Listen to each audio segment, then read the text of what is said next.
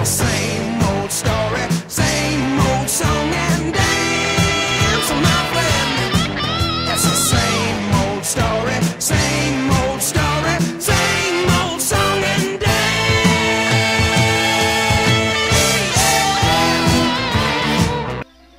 Hello and welcome to Top of the List number 8.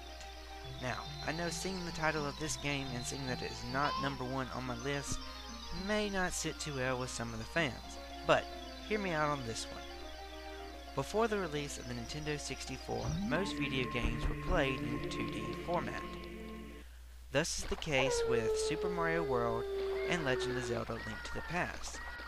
You can just imagine the astonishment of seeing a 3D Mario or a 3D Link on the new Nintendo 64.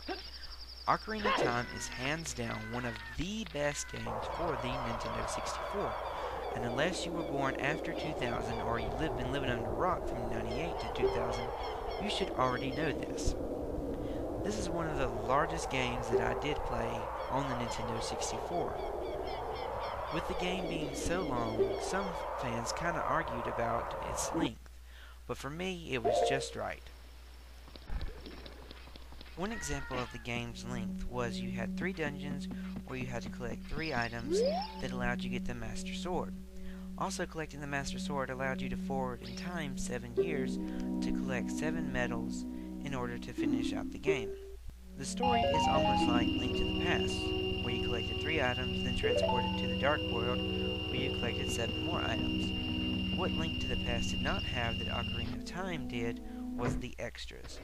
The extras as in getting golden medals for extra items such as a larger arrow bag or larger wallet for collecting more rubies.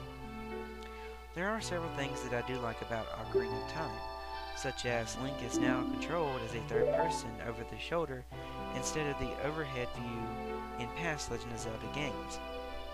The difficulty and the length of the game is greatly increased. But by far, the greatest thing of Legend of Zelda Ocarina of Time is the music. You would think that a game having a music instrument in the title would have great music, right? Well, of course, Ocarina of Time does not disappoint you. There are so many great songs, such as my personal favorite, the Song of Storm, also known as Windmill Hut theme.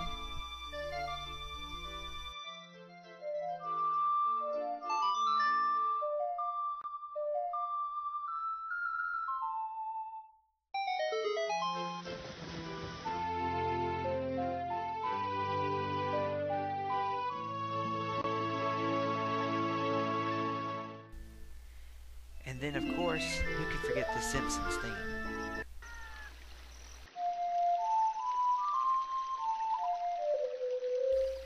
Never mind. The boss battles are great. Each one of them has a different weakness where you must use a weapon that you found earlier in the cave to defeat.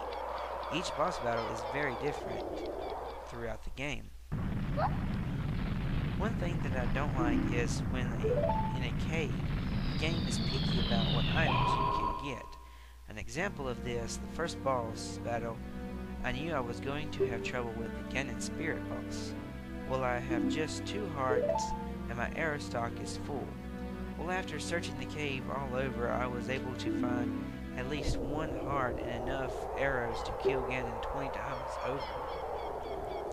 I will agree that Ocarina of Time is a great game, both for the Nintendo 64 and games overall. Greatest game ever? I wouldn't call it that. I know that I'm not going to get a lot of positive comments from this video, but that's okay. I like to debate. It's just my own personal opinion. I know everybody has their own, so if you have more input on my review, just remember to follow the link in the description. And thanks for watching this one, and be sure to check out the new video next week. Thanks again.